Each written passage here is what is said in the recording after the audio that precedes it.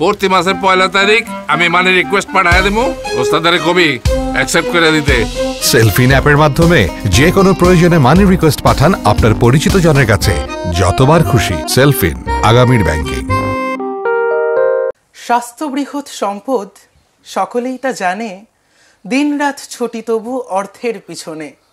সুপ্রিয় দর্শক, আপনার প্রতিদিনের এই কর্মব্যস্ততার মধ্যে যদি খানিকটা সময় আজকের এই অনুষ্ঠানের পর্দায় রাখেন, তাহলে আপনার সবচেয়ে মূল্যবান সম্পদ অর্থাৎ স্বাস্থ্য এবং আপনার সন্তানের স্বাস্থ্য সম্পর্কে হাজারো জানা অজানা ভয় বা হাজারো তথ্য পেয়ে যাবেন। কিডস ক্রিয়েশন হচ্ছে এমন একটি প্রতিষ্ঠান যা তার প্রতিষ্ঠা লগ্ন থেকে নানা ধরনের প্রয়োজনীয় বিভিন্ন অনুষ্ঠান আয়োজন করে থাকে। তেমনই একটি অনুষ্ঠান কিডস হেলথে আজকে আমরা পেয়ে গিয়েছি আমাদের সকলের প্রিয় বিশিষ্ট চিকিৎসাবিদ অধ্যাপক ডাক্তার শাহ মোহাম্মদ বুলবুল ইসলাম স্যারকে। আসসালামু আলাইকুম স্যার। ওয়ালাইকুম আসসালাম ওয়া রাহমাতুল্লাহি ওয়া বারাকাতুহু। তোমরা আছো কেমন? বাইরে কিন্তু বৃষ্টি হচ্ছে, ইদানিং আবহাওয়াটা ভালো নয়। জি স্যার। হ্যাঁ, কেমন আছো তোমরা? স্যার ভালোই আছি, আল্লাহ ভালো রেখেছেন, আলহামদুলিল্লাহ। স্যার আজকের এই অনুষ্ঠানে আপনাকে আমরা পেয়ে গিয়েছি, আমরা অনেক ধন্য আনন্দিত। স্যার আপনি যদি কিছু না, আমার তোমরা যে ডেকেছো, দেখো আমি কিন্তু চুল দাড়ি সব পেকে গেছে তোমাদের ছোটদের আসরে, এই জন্য আমি তোমাদের প্রতি অত্যন্ত কৃতজ্ঞ। কেমন, আমি নিজেকে ধন্য মনে করি এই জন্যই। জি স্যার। সুপ্রিয় দর্শক, আজকের এই কিডস হেলথ অর্থাৎ কিডস ক্রিয়েশনের বিশেষ লাইভ অনুষ্ঠানে এবারের পর্বে আমরা মূলত কথা বলবো বর্তমান সময়, বিশেষ করে এই ঋতুতে এই সিজনে শিশুদের যে সকল রোগ বালাই বা সিজনাল ফ্লু যেগুলোকে আমরা এক কথায় বলে থাকি এই বিষয়। স্যার আজকে সর্বপ্রথম আমি আর কি পার্সোনালি যে বিষয়টা আপনার কাছে জানতে চাই যে সুস্থ দেহ সুন্দর মন, এই কথাটা আমরা তো সকলেই সব সময় শুনে থাকি স্যার, এর মাধ্যমে আসলে কি বোঝানো হয়েছে? দেখো, তোমার যদি জ্বর আসে, জি স্যার, তুমি যদি অসুস্থ হয়ে যাও, তোমার মেজাজটা কেমন হবে? খিটখিটে হয়ে যাবে, খিটখিটে হয়ে যাবে। ক্ষুধাটা কি হবে? খাওয়ার ইচ্ছা কমে যাবে। পড়াশোনার অবস্থাটা কি হবে? আরো ভয়ানক। কেউ যদি এসে তোমাকে জিজ্ঞেস করে যে তুমি কেমন আছো, বিরক্ত বোধ করবে। তার মানে এই যে তোমার মানসিক অবস্থাটা, তোমার শরীরটা অসুস্থ হওয়ার সঙ্গে সঙ্গে কিন্তু এই মানসিক অবস্থাটাও অসুস্থ হয়ে গেছে। আবার এখন যে তুমি আমার সঙ্গে কথা বলছো, হেসে হেসে কথা বলছো, দর্শকদের উদ্দেশ্যে কথা বলছো, তাই না? তো এটা তুমি কখন করতে পারছো? যখন তুমি সুস্থ আছো। তো এই জন্যই বলা হয় যে সুস্থ দেহে সুন্দর মন। এবং এই যে স্বাস্থ্য, এই স্বাস্থ্যটা ভালো আছে না খারাপ আছে, এর উপরে আমাদের মানসিক আচার আচরণটাও নির্ভর করে। এই জন্যই কথাটা বলা হয়। জি স্যার। স্বাভাবিক ও সুন্দর জীবনযাপনের জন্য যে সুস্থতাটা রয়েছে, এটার গুরুত্বটা স্যার কতখানি, যদি এটা একটু। দেখো, আমি তো একটু আগে তোমাকে বললাম, দেখো একটা বাচ্চা, কিশোরদের কথা আমি বলি, যেহেতু এটা কিশোর এবং শিশুদের অনুষ্ঠান। একটা শিশু যখন অসুস্থ হয়ে পড়ে, তখন কি হয়? পড়াশোনাটা তার বন্ধ হয়ে যায়, পড়াশোনা করতে চায় না, খেতে চায় না, তাকে অস্থির হয়ে থাকে সবসময়। গোটা পরিবারের যত সদস্য আছে সবাই কিন্তু তার দিকে বেশি নজর দেয়, খেয়াল রাখে। এটা করতে গিয়ে স্বাভাবিক যে জীবনযাত্রাটা, সেটা কিন্তু ব্যাহত হয়, তাই না? জি স্যার। এরা স্বাভাবিক অবস্থার চাইতে পরিবারের উপরে আর্থিক এবং মানসিক চাপটা পড়ে, স্বাভাবিক জীবনযাত্রাটা এখানে ব্যাহত হয়। এটা হলো পরিবারের উপরে যে অবস্থাটা। ওই বাচ্চাটার কি অবস্থা, ওই শিশুর অবস্থা কি, ওই কিশোরের অবস্থা কি? সে যে ক্লাসে যায়, ক্লাসে যেতে পারছে না, তার পড়াশোনায় ব্যাঘাত ঘটছে। জোর করে যদি সে পড়তেও বসে, সে মনোযোগ দিতে পারে না, পড়লে কি পড়ছে তার খেয়াল থাকে না, তার মেজাজটা সবসময় খিটখিটে থাকে, পরীক্ষার ফলাফলটা সে খারাপ করে। এই অবস্থায় অনেক বাচ্চারা গায়ে অনেক জ্বর, পরীক্ষা দিতে হয়, দেয়, বাবা মারা চায় না যে পরীক্ষা থেকে সে বিরত থাকুক, এ কারণে তার পরীক্ষার ফলাফলটা খারাপ আসে। আবার যখন ফলাফলটা খারাপ করে, তখন আবার বাবা মা তাদের উপরে বিরক্ত হয় যে তোমাকে এত কষ্ট করে পড়ালাম, ক্লাসে নিলাম, তুমি রেজাল্টটা খারাপ করলা। এইগুলো দুই যে সাময়িকভাবে হলেও হয় তার পড়াশোনার একটা বিরতি ঘটে, ছেদ ঘটে। এই ছেদ ঘটার কারণে কি হয়, তার সহপাঠীর থেকে সে পেছনে সরে যায়। সহপাঠীরা প্রমোশন হয়ে আগের ক্লাসে চলে গেল, সে ওই ক্লাসেই থেকে গেল। এরপরে এই যে আমরা কিছুক্ষণ বলি যে প্রতিদিন একটু খেলাধুলা করা দরকার, এই বাচ্চাটা যে অসুস্থ সে তো খেলাধুলা করতে পারে না, খেলাধুলার কথা সে ভাবতেই পারে না। তার উপরে তো স্যার ঢাকা শহরের মতন একটা জায়গায়। তো এখন এটাই হলো ব্যাপার যে আমাদের এই যে সুস্থ থাকবে, এই অসুস্থতার কারণে একটা শিশুর তার স্বাভাবিক জীবনযাত্রা ব্যাহত হয়, পরিবারের জীবনযাত্রাটা ব্যাহত হয়, ওই শিশু, তার পরিবার এবং তার চতুর্দিকে যারা আছে তারা মানসিকভাবে বিপর্যস্ত হয়ে পড়ে, একটা আর্থিক চাপ পড়ে। এটা হলো যদি সে অসুস্থ হয়। এই শিশুটা যদি সুস্থ থাকে তাহলে দেখবে সে খেলাধুলা করছে, সে খাচ্ছে, সে স্কুলে যাচ্ছে, বন্ধু বান্ধবদের সঙ্গে খেলাধুলা করছে, আব্বা আমার সঙ্গে বিভিন্ন রকম আবদার করছে যে আমি এইটা করব, এইটা খাবো। এই যে তার দৈনন্দিন বেড়ে ওঠা, দৈনন্দিন পথ চলা, তার প্রতিদিনের যে রুটিনটা, সেটা কিন্তু চমৎকারভাবে সে করে যাচ্ছে। তার মানে যদি সে সুস্থ থাকে সে অনেক কিছু করতে পারে, যদি সে অসুস্থ হয়ে পড়ে সে পিছিয়ে পড়ে। জি স্যার। স্যার আপনার কাছে আমার একটা নিজস্ব একটা প্রশ্ন, স্যার শিশুদের উপর কি কখনো মানসিক চাপ পড়তে পারে, বা এই মানসিক চাপের কারণে কি শিশুরা কোনো রোগে আক্রান্ত হতে পারে? অবশ্যই। বাচ্চারা অত্যন্ত সংবেদনশীল। তুমি একটা ছোট বাচ্চা 1 বছর 1.5 বছর যে একটু আধো আধো কথা বলে, তার সঙ্গে একদিন তুমি মেজাজ খারাপ করে কথা বলবে, চোখ পাকিয়ে কথা বললে সে আর তোমার কাছে আসবে না। এভাবেই বাচ্চারা কিন্তু নিজেকে প্রকাশ করে। আবার আমাদের বাপ মায়েদের ভিতর সবার মেজাজ তো ঠিক না, যে বাবা মার মেজাজ খারাপ বাচ্চারা সেই বাবা মাকে এড়িয়ে থাকতে চায়। এটা হলো যে মানসিক যে তার উপরে ছাপ পড়েছে, এই যে এটার এক্সপ্রেশনটা, বাহ্যিক প্রকাশটা হচ্ছে এটা। সুতরাং বাচ্চাদের উপরে অনেকে অতিরিক্ত চাপ দেন, বকাবকি করেন, এটা ঠিক না। জি স্যার। আর স্যার এই যে আপনি শিশুদেরকে নিয়ে কথা বলছেন, বিভিন্ন বাহ্যিক মানসিক চাপ নিয়ে কথা বলছেন, স্যার শিশুদের সুস্থ থাকার ব্যাপারে বা বিষয়ে শিশুরা কিভাবে সুস্থ থাকতে পারে, এই ধরনের প্রশ্ন আপনি কি বলতে চান? শিশুদের ভালো থাকার ক্ষেত্রে, সুস্থ থাকার ক্ষেত্রে শিশুদের চাইতে মা বাবার ভূমিকাটা সবচেয়ে বড় বেশি। যেমন যে মা বাবা রাত 2টার সময় ঘুমায়, রাত 1টার সময় ঘুমায়, 12টার সময় ঘুমায়, বাচ্চাটাও তাই করে। মা বাবা 9টার সময় ওঠে, তো এই বাচ্চাকে যখন 6টার সময় উঠাতে যায় তখন কিন্তু সে ঘুমের আবহাওয়াটা তার মধ্যে থাকে, সে মনোযোগ দিতে পারে না। কেমন তাড়াহুড়া করে কিছু খেলো না খেলো চলে গেল স্কুলে। এটা হলো 1।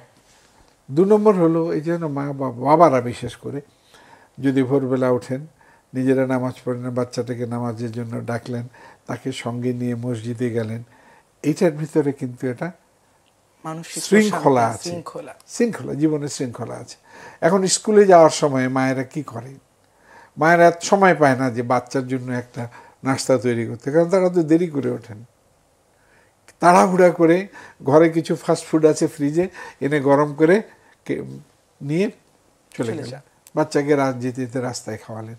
এই যে ফাস্ট ফুড, এটা বাচ্চাদের সুস্থতার জন্য, বাচ্চাদের মানসিক বিকাশের জন্য, বুদ্ধিবৃত্তিক বিকাশের জন্য কিন্তু এটা অত্যন্ত ভয়ানক। কেমন আমরা কি করি, বাচ্চাদেরকে ধরে কি করি, একটা নামটা চমৎকার, কোমল পানীয়, মনে হচ্ছে যেন এটা কতই যেন স্বাস্থ্যকর, অথচ পৃথিবীতে সবচেয়ে কোমল পানীয় কোনটা জানো নাকি? সবচেয়ে কোমল পানীয় কোনটা? ভালো 1 গ্লাস পরিষ্কার পানি। এর চাইতে কোমল পানীয়, স্বাস্থ্যকর পানীয় পৃথিবীতে আর দ্বিতীয়টি নেই। কারণ মা বাবারা যদি এই কথাটা ভুলে যান, আমি জানি অনেক মা বাবাই দেখি বাচ্চাদেরকে, আজকাল বেশিরভাগ মা বাবাই আমি বলুন, বাচ্চাদের জন্য স্কুলে যাচ্ছি, স্কুল থেকে ফিরছে, একটু কোকের বোতল, একটু 7 আপের বোতল, ফান্টার বোতল বাচ্চার হাতে দিয়ে দিচ্ছে, ব্যাগের মধ্যে দিয়ে দিচ্ছে, ক্লাসে খাবে, পিপাসা লাগলে খাবে। তো এই যে আরেকটা জিনিস, 3 নম্বর জিনিসটা হলে দেখো, আজকাল তো অনেক ফুডের দোকান হয়েছে না, অমুক ভাইয়ের দোকান, অমুক কাজিনের দোকান, অমুকের কিচেন আছে না, কি করে বাচ্চাটা একটু ভালো খেতে চায়, ভালো মন্দ অর্ডার দিয়ে দিল। একটা চমৎকার শব্দ আছে এখন, অনলাইন অনলাইন শপিং। ঘরে কোথাও যেতে হয় না, কষ্ট করতে হয় না, ঘরে পৌঁছিয়ে দেয়। এই যে খাবারটা তৈরি হয় দিয়ে গেল, এর মধ্যে কি আছে এটা কি মা বাবা জানে? এটা তো জানে না। কারণ এই দোকানগুলো এই খাবারগুলোর মধ্যে এটাকে উপাদেয় করার জন্য এর ভেতরে অনেক রকমের কেমিক্যাল মিশানো হয়, যেটা বাচ্চাদের জন্য সুস্থতার জন্য ক্ষতিকর। জি স্যার। কেমন? সুতরাং এই কাজটা করা যাবে না, আমরা এটাই করি। জি স্যার। এবার একটু আমরা দর্শকদের কমেন্টে চলে যাই। দেখতেই পাচ্ছি মাজিদুর রহমান হাসু, তিনি আমাদের শুভেচ্ছা জানিয়েছেন। কায়ুম সরকার, তিনি আমাদের প্রশংসা করেছেন আজকের অনুষ্ঠানটির, অসংখ্য ধন্যবাদ।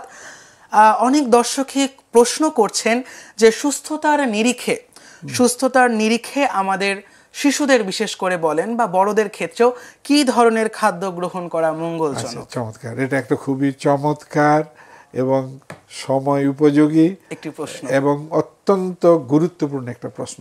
দেখুন, বাচ্চাদের খাবারের তালিকায় সকালবেলা বাচ্চাদের কি দরকার? শরীরটা বাড়তি, সে বড় হচ্ছে, তার শরীরের চাহিদা আছে, তার মানসিক চাহিদা আছে, বুদ্ধিবৃত্তিক চাহিদা আছে, তাহলে খাবারটা ওইরকম হতে হবে।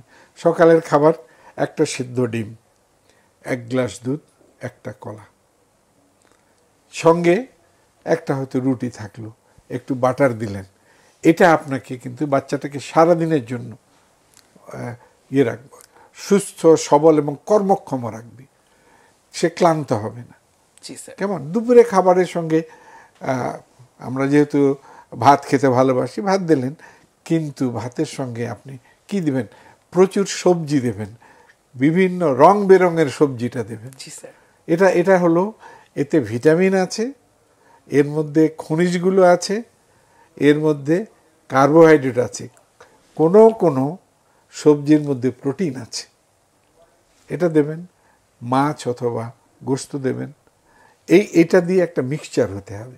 জি স্যার, একটু আপনার কথার মাঝখানে একটু থামাতে চাচ্ছি, একজন দর্শক দেখছি কল করছেন, আমরা একটু দর্শকের কাছে চলে যাচ্ছি স্যার। জি, সুপ্রিয় দর্শক, আসসালামু আলাইকুম। কোথা থেকে বলছেন? আপনার নাম, পরিচয় এবং বয়স জানিয়ে শুরু করুন আপনার প্রশ্ন। আমার বাচ্চার বয়স হচ্ছে 7 মাস। জি।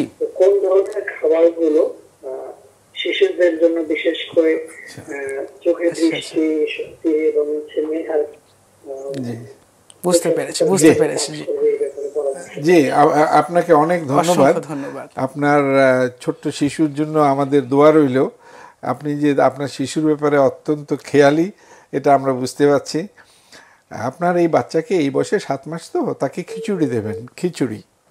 এবং খিচুড়ি বলতে আমরা যেটা শুধু চাল আর মুগ ডাল বুঝি তা না, এই খিচুড়ির মধ্যে একটু সবজি থাকবে, একটা ডিম থাকবে। গোশত সে খেতে পারবে না, কিন্তু ডিমটা তো খেতে পারবে খিচুড়ির সঙ্গে, ডাল থাকবে। এটা হলো তার মুখ্য খাবার। আর সবচেয়ে ভালো খাবার, বড় খাবার এবং তার জন্য সবচাইতে সুষম খাবার হলো মায়ের বুকের দুধ। তো এই দুধের সঙ্গে তাকে এই খিচুড়ি, এর সঙ্গে ওই যেটা বললাম আমি, ডিম, ডাল, একটু সবজি, এটা দিয়ে খিচুড়িটা পাকি, এটা তাকে দেবেন। এবং বিকেলবেলাও আপনি তাকে একটা ডিম পোচ করে দিতে পারেন, ওটা সে খেতে পারে। দুধটা খাবে, মানে বাইরের দুধ, গরুর দুধ, পাউডার দুধ না, কৌটার দুধ না, গরুর দুধ। আজকাল বিভিন্ন জায়গায় কিন্তু গরুর দুধ পাওয়া যায়, বিভিন্ন ফার্ম আছে ঢাকা শহরের আশেপাশে, তারা ঢাকার বিভিন্ন দোকানে এই দুধ সরবরাহ করে। এই দুধটা সংগ্রহ করবেন। কিন্তু এই দুধের ক্ষেত্রে একটা জিনিস খেয়াল রাখতে হবে, এই দুধটা জাল দিয়ে উপরে যে ঘন সরটা পড়ে ওটা তুলে ফেলা ভালো, কারণ ছোট বাচ্চার ক্ষেত্রে এই রকম ঘন সর কিন্তু সে হজম করতে পারে না। তো এদিকে খেয়াল রাখবেন। আর সেকেন্ড যেটা হলো, সেটা হলো পানি যেটা তাকে খাওয়াবেন, এই পানিটা ফুটানো পানি হলে সবচেয়ে ভালো হয়। অসংখ্য ধন্যবাদ। আশা করি দর্শক আপনি আপনার কাঙ্ক্ষিত উত্তরটি পেয়ে গিয়েছেন। জি স্যার, আবার ফিরে আসছি আপনার কাছে। স্যার আমি যখন গত বছর গ্রামে গেলাম দেখলাম আমাদের পাশের বাসাতেই আমার একজন আত্মীয়, তাদের বাসায় একজন ছোট্ট ফুটফুটে সন্তানের জন্ম হয়েছে। সেখানে দেখলাম যে জন্ম হওয়ার সাথে সাথে যেখানে তার সবচেয়ে গুরুত্বপূর্ণ এবং পুষ্টিকর খাদ্যটি হলো মায়ের বুকের দুধ, তা না দিয়ে দেখলাম যে শিশুর মুখে সরাসরি গ্রামের নানি দাদিরা বলছে মধু দিতে। অনেক ক্ষেত্রে দেখলাম যে চামচে করে মধু দিচ্ছে মুখের মধ্যে। তো এটা কতটা বিজ্ঞানসম্মত বা স্বাস্থ্যসম্মত? হলো বাবা, যে জিনিসটা হচ্ছে তোমার এই অবজারভেশনটা, এটা আমাদের দেশের সামাজিক এটা আচার প্রথা, যে নতুন বাচ্চা হলে তার মুখে দুধ দাও। বিশ্বাসটা হলো মুখে দুধ দিলে তার বাক্য কথা শিখবে, আচার ব্যবহার সেটা মধুর মতো হবে। কথাটা আসলে এটার কোনো গুরুত্ব নেই। গুরুত্ব একটা, সেটা হলো মধু একটা পরিপূর্ণ খাবার, ন্যাচারাল খাবার, প্রাকৃতিক, এর মধ্যে কোনো ভেজাল নেই। এটা সব রোগের মহৌষধ। এটা শরীরকে এর যে এনার্জি, শক্তি সেটা বাড়ায়, এই জন্য এটা দেয়। এবার নতুন বাচ্চা পৃথিবীতে এসছে, এখনো সে মায়ের বুকের দুধ টানতে পারছে না, এই মুহূর্তে তার তো খাবার দরকার একটু। দাদি নানিরা কিন্তু এদিক থেকে তাদের অভিজ্ঞতাটা এখানে কাজে লাগিয়েছেন। হ্যাঁ, যে একটু মধু দিলে বাচ্চাটা, তারা কিন্তু ব্যাখ্যা করতে পারবে না কেন দিচ্ছেন, কিন্তু তারা এটা বোঝেন মধু দিলে বাচ্চাটা একটু সবল থাকবে, তাড়াতাড়ি হাত পা ছড়াছড়ি করবে এবং সে খেতে চাইবে। কেমন, এটা একটা জিনিস। মধুটা খারাপ না, এটা প্রাকৃতিক খাবার এবং পুষ্টিকর, সব রকমের পুষ্টি এটার মধ্যে আছে। অসংখ্য ধন্যবাদ স্যার। এবার একটু আমরা দর্শকদের কমেন্টে চোখ রাখি। আমাদেরকে শরীফ বায়েজিদ মাহমুদ প্রশ্ন করেছেন, ডাক্তার স্যারের প্রাণবন্ত আলোচনা এবং প্রশ্নের উত্তর খুবই হৃদয়াগ্রহী। অসংখ্য ধন্যবাদ দর্শক আপনাকে, এবং স্যার আপনাকেও ধন্যবাদ এখানে আসার জন্য, উপস্থিত হওয়ার জন্য। এবারে শরীফ সরকার রাসেল দর্শক কমেন্ট করেছেন, আমার বাচ্চার বয়স 3 বছর, চোখ দিয়ে হঠাৎ পানি পড়ে এবং মাঝে মধ্যে আর কি এই ঘটনাটা পরিলক্ষিত হয়, এবং এই ধরনের ঘটনাটা, যেটা আসলে একজন শিশুর ক্ষেত্রে ভয়ানক কোনো কিছুর আভাস হতে পারে, এটা আসলে ঠিক কোন ধরনের রোগের বা কি ধরনের সমস্যার প্রাথমিক লক্ষণ? আচ্ছা, এটা আমি আপনাকে অনেক ধন্যবাদ যে আপনার বাচ্চার চোখের দিকে আপনি খেয়াল করছেন। আপনার বাচ্চাকে যদি আপনি আজকাল যেটা প্রতিটি ঘরে যে ঘটনাটা ঘটে, বাচ্চার হাতে খাওয়ার আগে আমরা একটা মোবাইল দিয়ে দিই বা ট্যাব দিই, আর আমরা যখন অফিসে যাই বাচ্চার হাতে এটা দিয়ে যাই, বাচ্চা সারাক্ষণ এটা খেলতে থাকে। এটার একটা ইফেক্ট আছে চোখের মধ্যে, এর ভেতরে একটা ইফেক্ট হলো চোখ দিয়ে পানি পড়ে। সুতরাং আপনার বাচ্চার হাতে যদি আপনি মোবাইল বা ট্যাব দিয়ে থাকেন, আপনি এখান থেকে সরে আসুন, বাচ্চার হাতে ট্যাব তুলে দেবেন না, মোবাইল দেবেন না, চোখের পানি পড়াটা বন্ধ হয়ে যাবে। এটা গেল এক। 2 নম্বর হলো, চোখ থেকে পানি পড়ে তখনই, আপনি বললেন এটা সব সময় পড়ে না, মাঝে মধ্যে পড়ে। সুতরাং এটা নিয়ে আপনার ভয় পাওয়ার কিছু নেই। যখন পানি পড়বে চোখে মুখে একটু পানির ঝাপটা দিয়ে নেবেন, দিয়ে মুছিয়ে দেবেন। সবচেয়ে বড় কথা হলো মোবাইল, বাচ্চাকে মোবাইল থেকে দূরে রাখুন, এটা থাকবে না ইনশাআল্লাহ। আশা করছি সুপ্রিয় দর্শক আপনি আপনার কাঙ্ক্ষিত উত্তরটি পেয়ে গিয়েছেন, এবং আমাদের সাথে থাকার জন্য অসংখ্য ধন্যবাদ। আমি স্যারের কথার পরিপ্রেক্ষিতে তিনি মোবাইল ফোন নিয়ে কিছু কথা বললেন।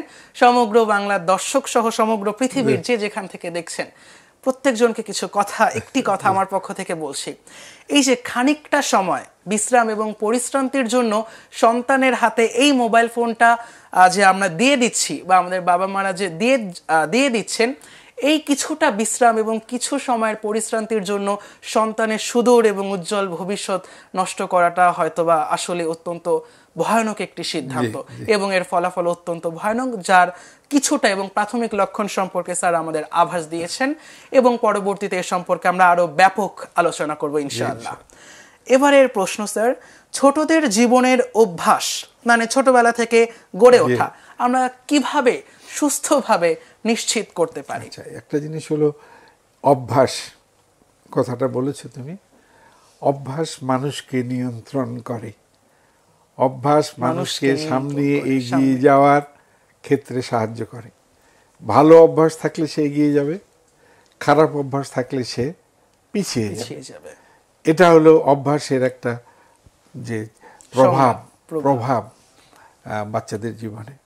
যে বাচ্চাটা সকালবেলা ঘুম থেকে ওঠে না, তাকে দেখবা যে সে যখন ঘুম থেকে স্কুলে যায় তখন কিন্তু সে খুব একটা স্বাভাবিক থাকে না, একটু দুর্বল, একটু ঘুম ঘুম ভাব থাকে। আর একটা ব্যাপার আমি দেখেছি আমাদের ক্লাসে প্রথম পিরিয়ডে বিশেষ করে অধিকাংশ বাচ্চারা হেড ডাউন দিয়ে ঘুমায়। এটার কারণটা হলো ওই যে উঠছে, তারা দেরিতে ঘুমিয়েছে এবং তাড়াতাড়ি উঠেছে। এটা একটা মানে অনেক মূল্যবান একটা প্রবাদ আছে, early to bed and early to rise makes a man healthy and wise. এই যে দেরিতে ঘুমাইলো বাচ্চাটাকে এবং তার ঘুম পরিপূর্ণ হওয়ার আগেই আপনি তাকে বিছানা থেকে টেনে তুললেন, এটা তাকে অবসাদগ্রস্ত করে তোলে। এই যে জন্য ক্লাসে গিয়ে ওই যে ঝিমাতে থাকে, টিচার কি বললো কিনা কিছুই শুনছে না বা কিছু মনে থাকে না। এটা গেল একটা অভ্যাসের দিক থেকে। দুই, যেটা আমি বললাম যে সকালবেলা বাচ্চাকে একটা ভালো একটা নাস্তা দিতে হবে। অধিকাংশ মায়েরা বাচ্চারাও খেতে চায় না, ওই অবস্থায় তো খেতে চায় না, শরীর তো অবসাদগ্রস্ত। তখন মায়েরা করে কি, টিফিন বাটির মধ্যে ওই যে একটু ফাস্ট ফুড আছে গরম করে নিয়ে চলে গেলেন। ফাস্ট ফুডটা হলো বিষ। আমার একটা পরামর্শ হলো, আপনি যদি নিতে চান 2টো সিদ্ধ ডিম নেন, এর মধ্যে একটুখানি পায়েস নেন, যেটা আপনার শিশুর পুষ্টিকে নিশ্চিত করবে, এবং পানি নেবেন। কোনো কোকের বোতল নয়, কোনো ফান্টার বোতল নয়, কোনো স্প্রাইটের বোতল নয়। কিন্তু স্যার আপনি যেটা বললেন ডিম, দুধ, এগুলো তো স্যার বাচ্চারা খেতে চায় না সাধারণত। এটা অভ্যাস করতে হবে। তো আমি যদি অভ্যাস, আরেকটা জিনিস বলি, আজকাল দ্রুততার জন্য সময় নেই, চট করে 2 মিনিটে নুডলস হয়ে যায়। সেটা কি স্বাস্থ্যকর? নুডলস এটা কখনোই স্বাস্থ্যকর নয়। এই জন্যই আমি বললাম যে যখন তাকে নুডলস খাওয়ানো শুরু, ওর মধ্যে বিভিন্ন ধরনের মশলা থাকে, একটা ম্যাজিক মশলা, ম্যাজিক মশলা উপাদেয় করার জন্য। এই যে মশলাটা, এটা তো একটা কেমিক্যাল, এটা তো বাচ্চার শরীরের জন্য, আমাদের শরীরের জন্য কিন্তু এটা ভালো নয়। আমি জানি না ওর মধ্যে কি দেয়া আছে। আমি যে জিনিসটা জানি না সেই জিনিসটাকে আমি আমার বাচ্চার মুখে তুলে দেব কেন? এটা সবাইকেই বুঝতে হবে। তৃতীয়ত হলো যে বাচ্চাকে সবচেয়ে বড় জিনিস হলো বাচ্চাকে একটু বিশ্রাম দিতে হবে।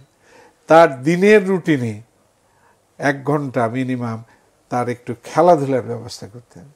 তুমি একটু আগে বললে না, বাচ্চার বিশ্রামের জন্য তার হাতে মোবাইল তুলে দিয়েছি।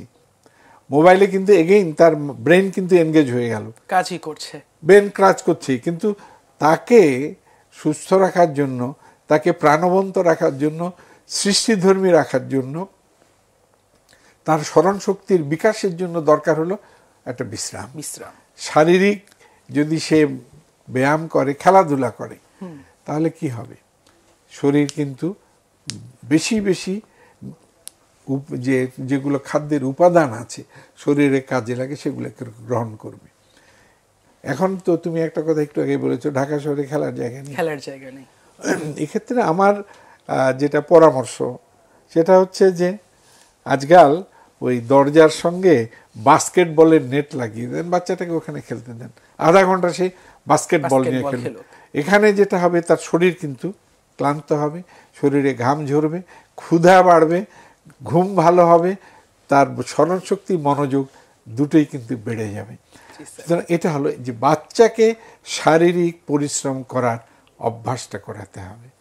এখন আর তাকে পড়ানোর ক্ষেত্রে, এখন তো এই সকাল থেকে পড়ানো শুরু হয়, স্কুল থেকে শুরু হয় কোচিং, এক টিচারের কাছ থেকে আরেক টিচার।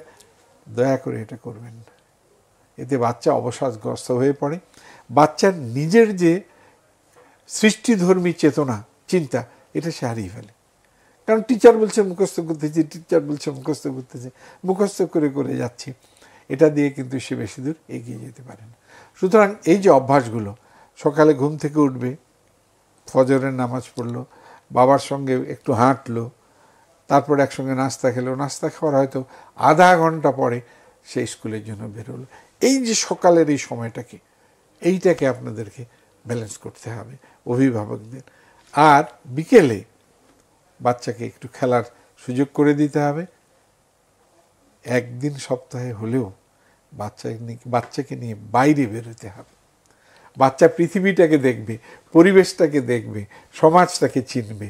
ওকে যদি ঘরবন্দি করে রাখেন আর বইয়ের পাতায় আটকে রাখেন, তাহলে সে পৃথিবীকেও চিনবে না। সে এই যে বাসায় যে মেহমানরা আসে, সেই মেহমানদেরকে রিসিভ করার জন্য বাচ্চাকে সঙ্গে নিয়ে যান। বাচ্চাটা শিখবে, প্রতিবেশীদের সঙ্গে মেলামেশা করবে।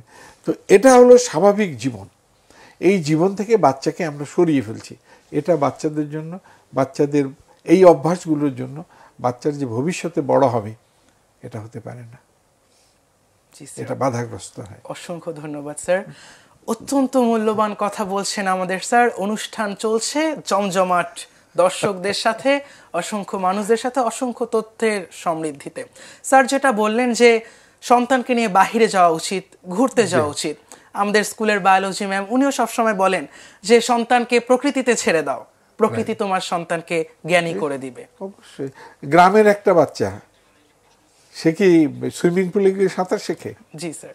সে কিন্তু পুকুরে ডোবে, পানি খায় এবং সাঁতার শেখে। জি স্যার। এই যে জিনিসটা যে হাঁটিতে শেখে না কেহ না খেলে আছাড়, এই আছাড় তাকে খেতে দিতে হবে। এটাই হলো জীবনের স্বাভাবিক গতি। এবার একটু আমরা দর্শকদের কমেন্টে চলে যাই। দেখছি কমেন্টে ভরে উঠেছে আমাদের কমেন্ট বক্স। কমেন্ট করেছে এমডি কাইয়ুম সরকার। তার দর্শকের বাচ্চার বয়স 17 মাস, হালকা জ্বর, ঠান্ডা আসলে একটু খিঁচুনি আসে এবং পরে আবার খিঁচুনি আসে, মানে ঠান্ডা জ্বর আসলে মাঝে মাঝে বাচ্চার খিঁচুনি, এই সমস্যাটা দেখা যায়। সেটা কি ধরনের লক্ষণ বা এটা থেকে বাঁচার উপায়? একটা জিনিস হলো কি, বাচ্চাদের ক্ষেত্রে জ্বর আসলে জ্বরের একটা পরিমাপ আছে। কতটুকু জ্বর হলে খিঁচুনি হবে, এটা হলো 103 ডিগ্রি। কোনো বাচ্চার যদি 103 ডিগ্রির উপরে জ্বর হয়, তার খিঁচুনি হবে।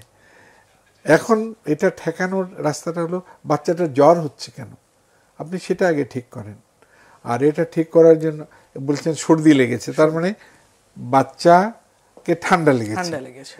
এই যে ঠান্ডা লেগেছে, এটা কেন লাগলো? বাচ্চাকে কি আপনি এসির নিচে রেখেছেন? বাচ্চাকে কি সরাসরি ফ্যানের নিচে রেখেছেন? ফ্যান একদম সোজা মাথার উপরে থাকাটা ঠিক নয়, ফ্যান সাইডে থাকবে, বাতাসটা গায়ে লাগবে। তো খিঁচুনি হলেই বাচ্চাকে ঘরে রাখা ঠিক না। এটা যারা শিশু রোগ বিশেষজ্ঞ আছেন, তাদের পরামর্শ অবশ্যই এখানে নিতে হবে যে আমার বাচ্চার বারবার খিঁচুনি হচ্ছে। বারবার খিঁচুনি কিন্তু অন্য কিছু ইঙ্গিত দেয়। এটা শিশু রোগ বিশেষজ্ঞদের সঙ্গে পরামর্শ। জি স্যার, অসংখ্য ধন্যবাদ। সুপ্রিয় দর্শক, হয়তো আপনার কাঙ্ক্ষিত উত্তরটি পেয়ে গিয়েছেন। এবারে আমি আমাদের প্রশ্নকর্তা আরেকজন দর্শকের পক্ষ হতে আমি আপনার কাছে একটি প্রশ্নের উত্তর জানতে চাচ্ছি। মহিউদ্দিন আহমেদ ফরাজি তিনি আমাদের প্রশ্ন করেছেন, আমার ছেলের বয়স 11, মাঝে মাঝেই বলে বুকে ব্যথা হচ্ছে। অত্যন্ত ভয়ানক একটি ব্যাপার স্যার, এটা আসলে কিসের লক্ষণ? আচ্ছা, না, এটা হলো আরেকটা জিনিস হলো, তার উপরে মানসিক কোনো চাপ আছে কিনা পরিবার থেকে, তোমাকে ফার্স্ট হইতে হবে, এটা একটা চাপ। তুমি ভালো কিন্তু তোমাকে ফার্স্ট হইতে হবে, এটা বাচ্চাদের উপরে সবচেয়ে বড় চাপ, ভয়ানক প্রভাব ফেলে। এবং এটা এক্সপ্রেশন হয় কি, হঠাৎ সে লিখতে লিখতে বলছে আমি লিখতে পারছি না, এটা হলো মানসিক অবসাদের একটা লক্ষণ। তারপরেও বুকে ব্যথা হচ্ছে, এটার জন্য অনেক কারণ আছে। এটা এইভাবে আমার মনে হয় আপনার অবহেলা করা ঠিক না। আপনি আপনার বাচ্চাকে নিয়ে ডাক্তারের কাছে যান, তার একটা পরীক্ষাটা করে দেখুন কোনো কারণ আছে কিনা। যদি না থাকে তাহলে তার উপরে মানসিক চাপ, যদি কারণ থেকে থাকে সেটার চিকিৎসা করবেন। জি স্যার, অসংখ্য ধন্যবাদ। আবারও চলে যাই কমেন্টে। দেখতেই পাচ্ছি পুনরায় আমাদেরকে জিজ্ঞেস করেছেন এমডি কাইয়ুম সরকারি। তিনি জানতে চেয়েছেন আপনাদের হেল্প নম্বর দিয়েছেন, তবে হেল্প নম্বর যদি বন্ধ থাকে তো এই হেল্প হয়তোবা কিছুটা ত্রুটি রয়েছে হতে পারে আমাদের কানেকশনে, সেক্ষেত্রে আপনি আমাদের সরাসরি কমেন্ট করতে পারেন। আপনার প্রশ্নটি আপনি যা জানতে চেয়েছেন আমরা অবশ্যই আপনার সেই প্রশ্নের উত্তর দিব। হতে পারে কিছু টেকনিক্যাল প্রবলেম রয়েছে, হয়তোবা অনেকেই ফোন করছেন, অনেক ফোনই আসছে, হয়তোবা কিছু সময় স্বল্পতা বলেন বা টেকনিক্যাল ইস্যুস বলেন, আমরা সকলের ফোন রিসিভ করতে পারছি না। আপনি আপনার কাঙ্ক্ষিত প্রশ্নটি বা আপনি যা জানতে চেয়েছেন অবশ্যই কমেন্টের মাধ্যমে আমাদেরকে জানাতে পারেন। অবশ্যই আমরা আপনি যা জানতে চেয়েছেন তার উত্তর দিব। এবারে আমার একটি প্রশ্ন, স্যার, ছোটদের সুস্থ থাকার জন্য অভিভাবকদের তো সবচেয়ে বড় ভূমিকাটা পালন করতে হয়, অবশ্যই স্যার, সেখানে অভিভাবকদের একটু কি ধরনের ভূমিকা? আমি অভিভাবকদের দৃষ্টি আকর্ষণ করে যে কথাটা বলতে চাই সেটা হলো, একটু আগে আমরা যেভাবে আলোচনা করেছি, বাচ্চাটাকে আপনি একটা রুটিন করে দেবেন। সেই রুটিনের মধ্যে কয়েকটা রুটিন, একটা সময়ের রুটিন, একটা খাবারের রুটিন, একটা পড়াশোনার রুটিন। এবং এই সময়ের রুটিনটা হলো, বাচ্চাকে আপনি ফজরের সময় ডেকে তোলেন, কয়েকদিন ডেকে তুললে দেখবেন সে তার অভ্যাস হয়ে গেছে, নিজেই উঠতেছে। তাকে নিয়ে নামাজে যান, নামাজ শেষ করে একটু আপনি নিচেই ঘোরাফেরা করেন বাচ্চাটাকে নিয়ে। এতে বাচ্চাটার যে অবসাদ এটা কেটে যাবে, তার ভিতরে কর্মস্পৃহা তৈরি হবে। এরপরে আপনি বাচ্চাকে নিয়ে নাস্তা করেন, একসঙ্গে করেন। এটা কিন্তু দরকার আছে। বাচ্চা মনে করে যে না, আমার সঙ্গে আমার বাবা আছেন, এটা তার জন্য একটা বড় সাপোর্ট। আর বাচ্চাকে টেবিলে খাবার দিয়ে দিলে তুমি নাস্তাটা করে নাও, এটা কিন্তু বাচ্চা নিজেকে একাকিত্বের বোধের মধ্যে ফেলে দেয়। 3 হলো, নাস্তা হোক, খাবার হোক, যাই হোক, আপনি আপনার অজান্তে খাবারের নামে বাচ্চার মুখে বিষ তুলে দেবেন না। জি স্যার।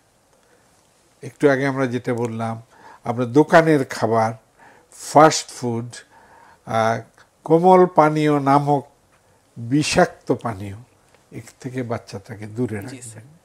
3 নম্বর আমার কথা হলো যে তার খাবারের তালিকাটা আপনি এমনভাবে করবেন যে খাবারটা সে খেতে পারবে, যে খাবারটা বাজারে সহজলভ্য।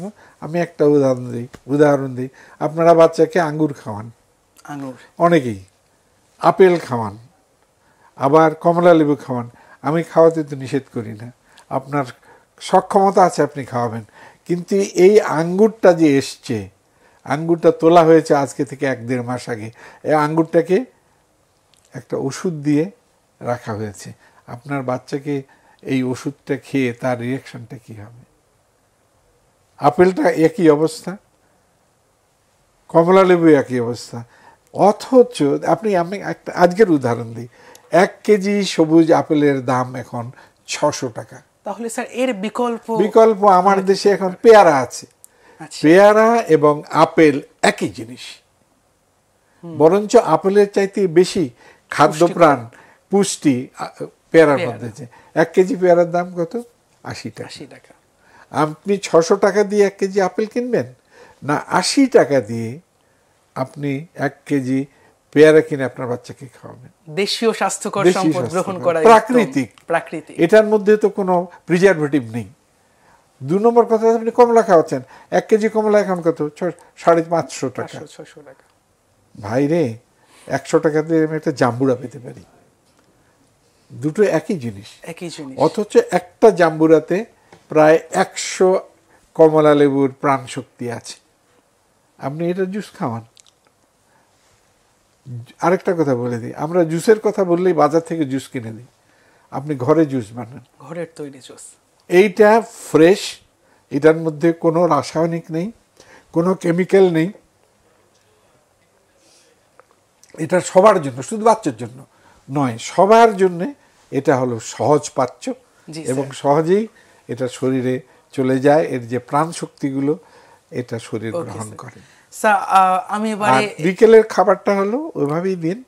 বাচ্চাদেরকে বিভিন্ন রকমের ফল খাওয়ান, আর খাবারের সঙ্গে নানা রকম সবজি রাখবেন। এটা বাচ্চারকে একজন প্রশ্ন করেছেন, চোখের দৃষ্টি, এই সবুজ বিভিন্ন রঙের যে শাকসবজি, এটা আপনার শিশুর চোখের দৃষ্টিশক্তির বিকাশে সাহায্য করে, লিভারটাকে ঠিক রাখে, চামড়াটাকে ঠিক রাখে, চামড়া খসখসে হয় না, চুলগুলোকে ঠিক রাখে। সুতরাং এই যে সবুজ শাকসবজি, এটাকে কখনোই এড়িয়ে যাবেন না। বাচ্চারা খেতে চায় না, আপনারাও দেন না, কিন্তু অভ্যাস করতে হবে। আর শেষে হলো বাচ্চাকে একটু বিকেলের দিকে একটু শারীরিক পরিশ্রম করার ব্যবস্থা করে দিন। বাচ্চার সঙ্গে থাকুন, বাচ্চা আপনার সঙ্গে থাকবে। বাচ্চাকে সময় দিলে যখন আপনি চলতে পারবেন না, আমি চলতে পারবো না, তখন বাচ্চা কিন্তু আমাকে সময় দেবে। অসংখ্য দর্শকের অসংখ্য জানার ইচ্ছা, অনেকে অনেক কিছু জানতে চেয়েছেন। আসলে সুপ্রিয় দর্শক, আপনাদেরকে অসংখ্য ধন্যবাদ সর্বপ্রথমে আমাদের সাথে এত প্রাণবন্ত অনুষ্ঠানটাকে করে তোলার জন্য এবং থাকার জন্য। আসলে ছোট্ট একটি ভিডিওতে সময় স্বল্পতা বলেন, বিভিন্ন কারণে সকলের সব উত্তর দেওয়া সম্ভব হয়নি। তবে আমাদের এই বিশেষ অনুষ্ঠান এখন থেকে প্রায় আয়োজন করা হবে। তো পরবর্তী পর্বগুলোতে বা পরবর্তী অনুষ্ঠানগুলোতে আপনারা আপনাদের কাঙ্ক্ষিত প্রশ্ন, আপনারা যা জানতে চেয়েছেন তা জানাবেন, আমরা অবশ্যই উত্তর দিব। স্যার, অসংখ্য ধন্যবাদ। আজকের এই অনুষ্ঠানে আপনার উপস্থিতি আজকের অনুষ্ঠানটিকে প্রাণবন্ত করে তুলেছে। আমি নিজেও কিডস টেলিভিশনকে ধন্যবাদ জানাই, আর ধন্যবাদ জানাই তোমাকে যে তুমি যেভাবে অনুষ্ঠানটাকে চালিয়ে নিয়ে গেছো শুরু থেকে এ পর্যন্ত। এটা অবশ্যই আমি তোমার প্রশংসা করব। আর যে দর্শকরা আমাদেরকে এতক্ষণ ধরে আমাদের ভিতরে প্রাণ শক্তি সঞ্চার করেছেন বিভিন্ন প্রশ্নের মাধ্যমে, সব দর্শকদেরকে শুভেচ্ছা। আসসালামু আলাইকুম ওয়া রাহমাতুল্লাহ। ধন্যবাদ। আসসালামু আলাইকুম স্যার। দর্শক, শেষ হয়ে গেল আজকের জমজমাট প্রাণবন্ত অনুষ্ঠান। সকলে ভালো থাকুন, আমাদের সঙ্গে থাকুন। এরকম প্রয়োজনীয়, গুরুত্বপূর্ণ এবং দৈনন্দিন জীবনের জন্য উপযোগী ভিডিও পেতে এবং আপনাদের বিভিন্ন উপদেশমূলক ভিডিও পেতে কিডস ক্রিয়েশনের সঙ্গেই থাকুন। ধন্যবাদ। দেখা হবে আবারও শীঘ্রই অন্য কোনো অনুষ্ঠানে, অন্য কোনো দর্শকের সাথে, অন্য কোনো অতিথির সাথে। অসংখ্য ধন্যবাদ। আসসালামু আলাইকুম।